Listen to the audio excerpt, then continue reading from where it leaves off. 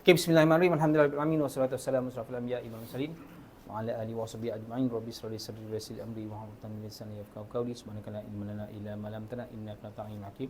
La haula wala quwwata illa billahil aliyyil azim. Assalamualaikum warahmatullahi wabarakatuh. Waalaikumsalam warahmatullahi wabarakatuh. Apa khabar MJ? Baik, sangat baik, amat baik. Oh yes. Selamat pagi. Pagi. Are you happy? Happy. Okay. So 2 minggu lagi kan? Minggu ni, minggu dan minggu terakhir, minggu depan. Cuma submission sampai 22 bulan. Kan? Saya pun tak tahu tahun ni agak cepat sikit sebab biasanya 20 25, 26. Biasanya 26 guaranteed captured 26. Kan? Tapi tahun ni 22 lagi awal. Kan? So okay, whatever it is lah. Kan? Whatever it is.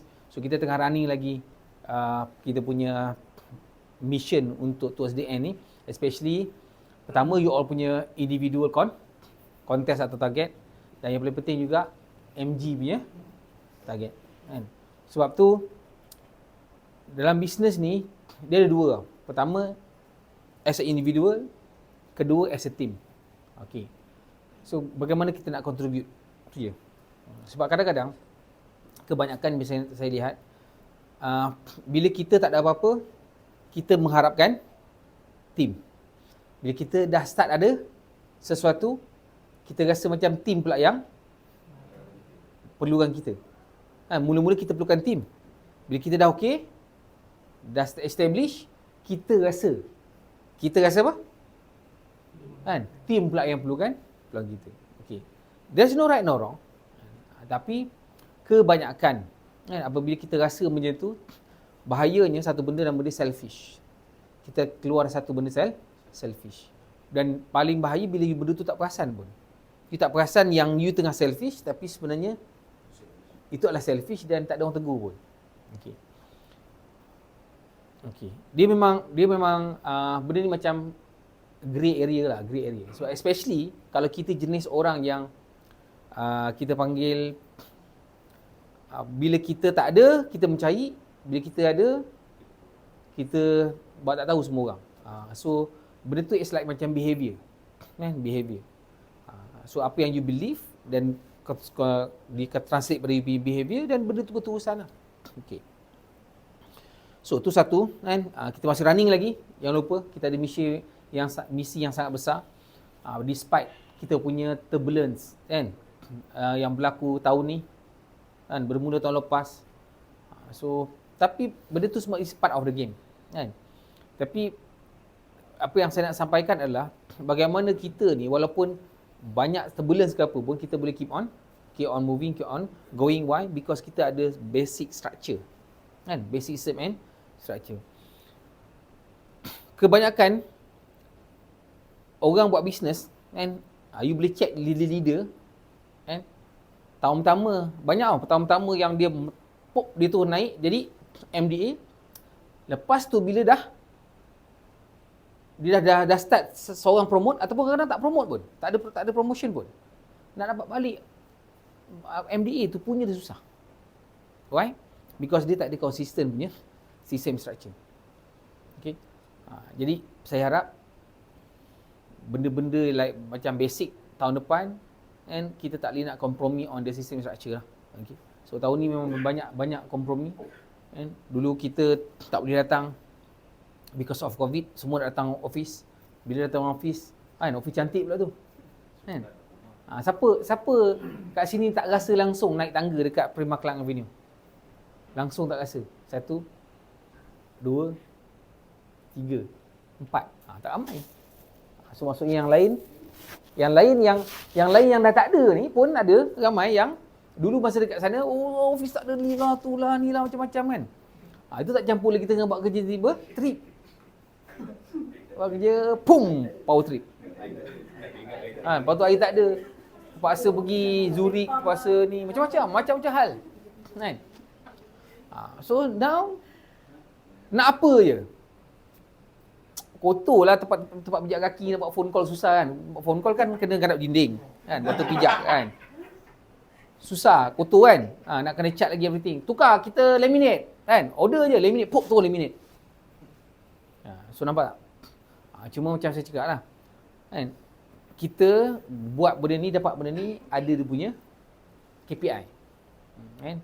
So kita dapat tempat ni pun ada KPI. Setiap 3 tahun dia akan revise. Jadi appreciate, hargai apa yang kita ada sebelum kita mencari benda yang kita tak ada. Okay. Maksudnya kalau katalah lepas 3 tahun KPI tak meet. Dia Kecil kan? Ada modul yang kita Kena modul kena tarik lah. Kalau tak meet semua, kena keluar tempat lain lah. Business kan. Tak apa, ramai yang suka. Yelah, dia tak ada tempat nak meeting, tak payah meeting lah kan. Kan kita sepanjang meeting tak nak datang meeting. Lepas tu tiba-tiba kita tak ada tempat nak meeting. So tak payah meeting. Kan? Mestilah ramai yang suka. Betul tak? Tak ada mesti ramai suka punya, saya tahu. Okay. So hargai apa yang kita ada. Okay. Jadi kena rekrut lagi ramai orang. Semua tahu tahun depan rekrutmen akan jadi lebih tough. Jadi kita kena ready benda tu. Okay. So last, kan, sebelum kita bersurai, kau tak check bulat tadi? Oh, hari Senin, lupa. Hari Senin. Okay. Saya nak bagi kita panggil cerita pasal financial punya behaviour, kan? Sebab bila kita jumpa orang kat luar, cabaran apa kadang-kadang? 4 benda. No money, no needs, no hurry, no trust. Okey. Kebanyakan bila kita jumpa, mula-mula dia akan bagi rejection apa? No hurry ya. Paling famous. No trust. Ya ke? Yalah, belum lagi ke apa tu, bila you check betul-betul. Sebab apa? Alasan yang paling senang, paling dia kata, saya tak ada bajet. Okey. So, tak ada bajet ni, dia nampak macam dia tak ada bajet. Tapi perasan tak sebenarnya financial ni, dia nampak macam technical on duit keluar masuk. Kan? Ringgit and cents. Tapi bila you deep down lagi, sebenarnya dia lebih sangat-sangat relate dengan emosi. Sebab kebanyakan decision kita berdasarkan kita punya emosi. Sama juga prospek kat luar, sama juga. Jadi saya cadangkan apabila you jumpa prospek, you kena ada satu courage, satu keberanian untuk bagi tahu dia orang, "Cik, kan, sebenarnya cik nak tak saya bagi saya formula untuk settlekan masalah kewangan cik? Ataupun masalah kewangan lah. Kalau cik tak ada masalah kewangan pun, saya nak share juga." Kan? Sebab mungkin you rasa sekarang tak ada masalah kewangan, tapi kadang-kadang orang yang tak ada masalah kewangan pun akan lead kepada masalah kewangan. Why? Because dia tak sedar bahawa kewangan ni sangat relate dengan emosi. Okay. Pertama, apa kita kena buat adalah kita kena asingkan benda tu. Kita kena asingkan. Asingkan. Bukan asingkan terus, bukan. Asingkan sebab kita nak realise kat mana yang patut kita kena kontrol dari segi emosi supaya tak kacau kita punya financial. Okay. Saya banyak dapat feedback orang nak cari rumah. Nak beli rumah, nak beli kereta. Okay. Dia bergantung kepada bagaimana kita fokus. Contoh, siapa kat sini dia nak ada intention nak ada rumah. Tak kisahlah rumah sendiri ke, rumah untuk investment ke, untuk sewa ke, untuk you duduk ke ataupun untuk investment ke. Kan? Siapa dia? Okey. Kebanyakan bila kita nak beli sesuatu, kita tengok apa? Budget. Budget on what? Okay. Ini you ini barang yang you nak belilah, tak kisahlah rumah ke, kereta ke. Apa-apa.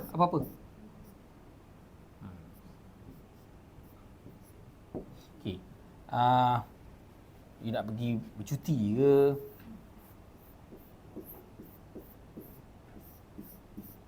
Kan? You nak pergi mana lagi? Tak beli apa-apa tak kisah. Okey. Biasanya orang akan tengok price tag kat sini juga. Then kemudian dia matchkan dia punya affordability kat sini, dia punya income lah. Okay.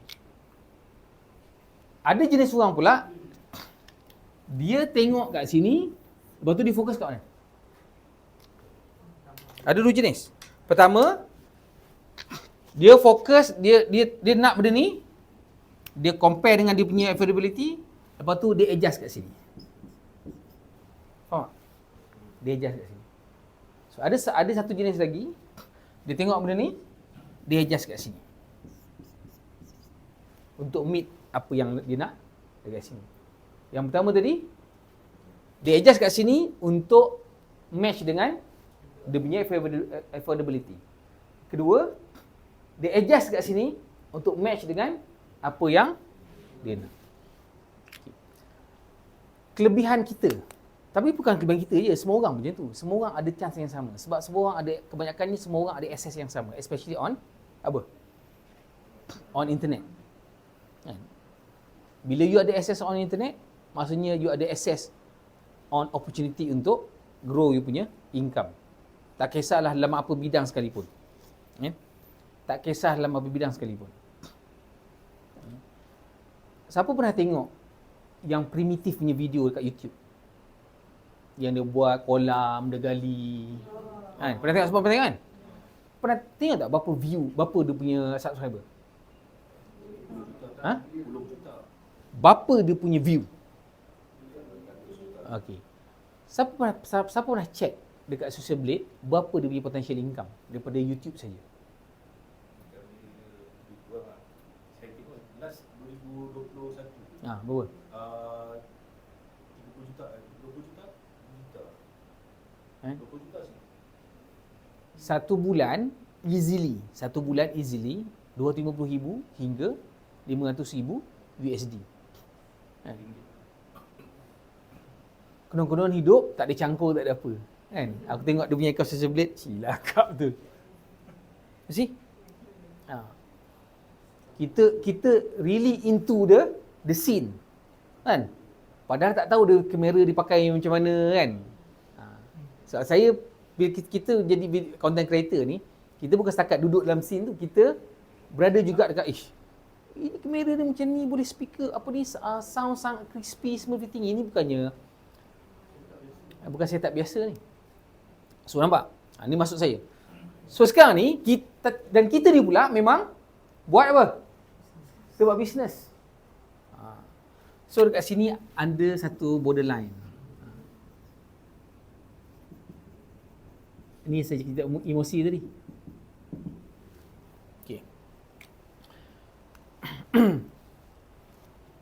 Ramai orang dia jadi stres. Sebab apa? Dia nak benda ni. Okey, mana lagi banyak pilihan? Mana lagi banyak pilihan? Okey, sorry. Saya nak tanya. Macam mana satu yang nak negotiate? Kalau you nak negotiate yang mana? You nak negotiate on apa you nak capai ataupun you nak negotiate on macam mana you naikkan income? Ya ke? Okey. Wan? Tak maksud saya, kalau you pilih mana? You pilih nak naikkan income ke ataupun you nak negotiate? Katakanlah patutnya nak beli kereta harga 300,000, katalah 150,000, tapi sebab income tak ada, kita cukuplah 25,000 kan. Nak pergi point A ke point B je pun. Income. Jadi? Semua income? Income? Kalau macam saya je kan, macam je kita kan, kata income kecil, tapi macam kita nak negotiate yang ni kan, walaupun kita beli satu barang tu based on kita punya income, tapi kepuasan dia tak sama sebab kita tak dapat apa yang kita nak pun. Macam kita beli benda yang kita tak nak sebenarnya. Sebenarnya end up nanti you mungkin jadi double you punya cost. Because of, contohlah, konon-konon tak apalah, pakai dulu apa yang ada. Dah pakai lama. Kan? Last kerja kuat balik. So terpulang. Cuma maksud saya adalah bagaimana kita kat sini betulkan kita punya mindset. Sebab bila saya tanya macam ni semua nak income. Cuma satu benda je yang saya risau, apa dia? Dia tak reflect dengan action. So kat mana yang blockage dia sekarang ni? Kat mana yang blockage dia? Siapa yang tahu, siapa yang pernah tengok benda ni? TFAR. Biasa kan? Kat mana blockage dia? Blockage dia kat sini. Ni, line ni. Ini you nak, tapi dia tak connect dekat feeling. So sama juga. Simple je, you check. Sekarang ni, ada tak benda yang you nak, tapi tak dapat? Korang beli daripada Shopee yang sama, kedai yang sama, colour lain-lain je. Aku mula nampak seorang, lepas tu nampak 2 orang, lepas tu nampak 3 orang. Ha? Trend eh? Oh. Oh, patut lah. Okay. Distraction.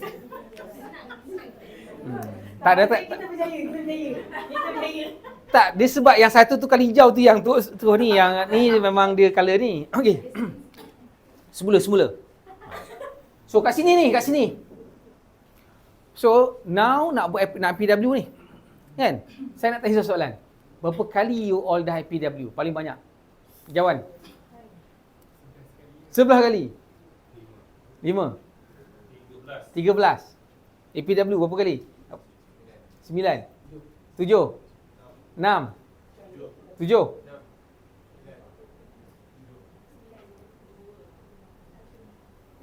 1. Lain? 10. 10 dah Jubli apa? Jubli. Okey. So sekarang saya nak tanya. Sepanjang you ber-APW tu, kan? You pernah buat diagnosis tak? Berapa banyak yang you dah dapat? Berapa banyak yang tak pernah dapat? You selalu buat tiap-tiap tahun tapi tak pernah dapat. Ataupun masuk je PW, kita pergi PW, happy, motivasi semua everything. Lepas tu, nak start PW balik. Kan? Year in, year out, year out. Year in, year out, year in, year out. Berapa? 13 tahun. 13 kali. Siapa pernah buat? Ni tahu terang atas masjid ni. Siapa pernah? Pernah? Seorang je. Betul-betul dia diagnose. Kan? Dia check IPW dia. Kan? Dia check dia punya vision board. Dia kata, wish, tak boleh ni macam ni. Okay. So bukan apa, kenapa saya cakap macam ni? Sebab saya takut nanti tahun depan you akan start benda yang sama juga. Benda yang sama juga. Kan? Kita tahu tahun depan lagi dengan macam-macam cabaran lagi kan, kita tak tahu. Cuma saya nak you all start fikir macam mana nak connect ni. Okay. Saya alhamdulillah saya dah, kalau dari APW tu banyak benda yang saya dah dapat dah. Cuma itulah, you kena memang daya imaginasi, daya feeling you tu agak kena tinggi lah. So bagaimana nak buat benda tu? You tak boleh orang kata buat sekali tak boleh. Kan?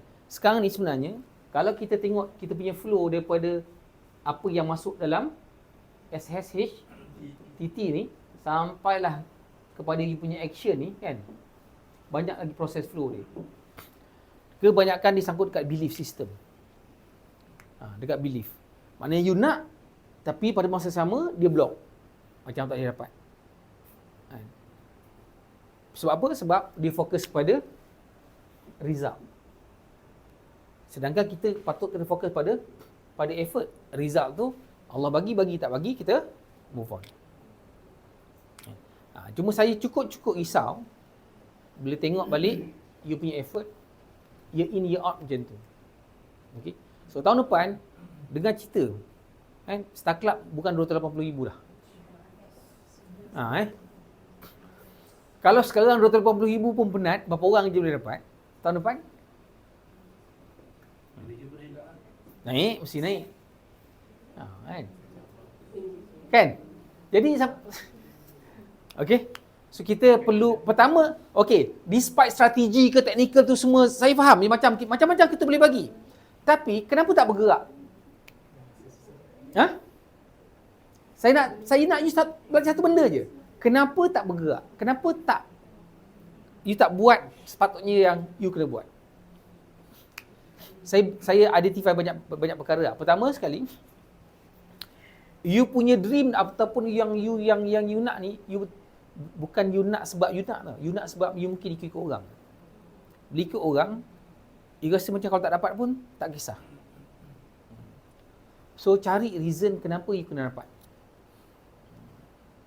Sebab tu cara nak cari reason ni sebenarnya adalah sebagai contohlah. Kalau talk about, katakanlah you ada dream car. Memang orang cakap lah kereta tak payahlah semua everything kan. Point A, point B je. Memanglah point A, point B. Kau rasa sama ke naik Azian dengan naik BMW? Point A, point B. Kan? Jadi atas kita. Kalau kita punya tujuan memang point A, point B, tak kisah naik apa pun. Tapi kalau kita point A, point B because kita nak ada extra, kan? So jangan dengar kata-kata orang yang tak faham benda tu. Sebab kadang-kadang kita perlukan benda tu untuk stimulate benda lain. Contoh kan. Okey. Bila kita cari duit, kan? Kita cari duit. Kita rasa cukup untuk kita. Kan? Tapi bila kita siapa pernah connect? Orang kata balik kampung ke kan?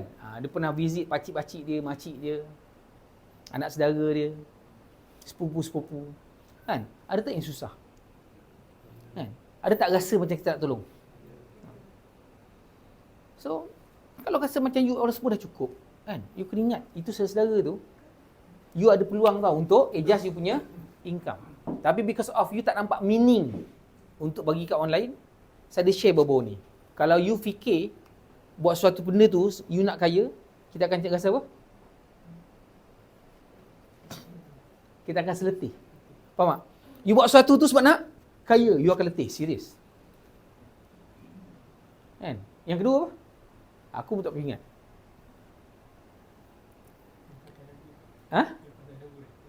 Ya kot. Kan? Oh ni, pertama, macam ni. Kalau you buat sesuatu benda tu, cek duit untuk kaya, you akan merasa exhausted. Kalau you buat untuk kecukupan, kita akan rasa comfort, lega. Kan? Tapi bila lega lama sangat jadi apa? Ialah comfort zone, premature comfort zone pula.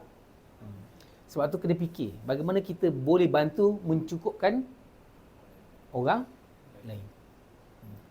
Kat situ saya cakap terang, you tak tahu tiba-tiba ada energi, you tak rasa penat, you rasa enjoy toward the process. Dan yang paling penting adalah you tak payah fikir pun apa yang orang cakap. Because you clear cut. Sebab tu saya nak tahun depan punya dream, bermula tahun ni, you plan. Pilihlah siapa-siapa yang you nak cuba untuk cukupkan. Especially you punya, siapa? Family member. You check. Sebab saya yakin mesti ada. Kan? Mesti ada. Kalau tak ada pun jiran ke, siapa ke kan. You kena jadikan satu portion aku buat ni untuk cukupkan orang lain. Try lah. Okay. So itu antara benda yang saya rasa saya nak kena start pertekankan start dari sekarang sampai tahun depan. Sebab saya banyak bila buat diagnosis kan, rasa macam sangkut kat sini lah. Kan? Tak ramai yang really nampak. Sebab dia reflect dekat you punya VB lah. Okay. Itu saja. Kita tak nak lama-lama. Kita ada WBC hari ni. Ada announcement ke?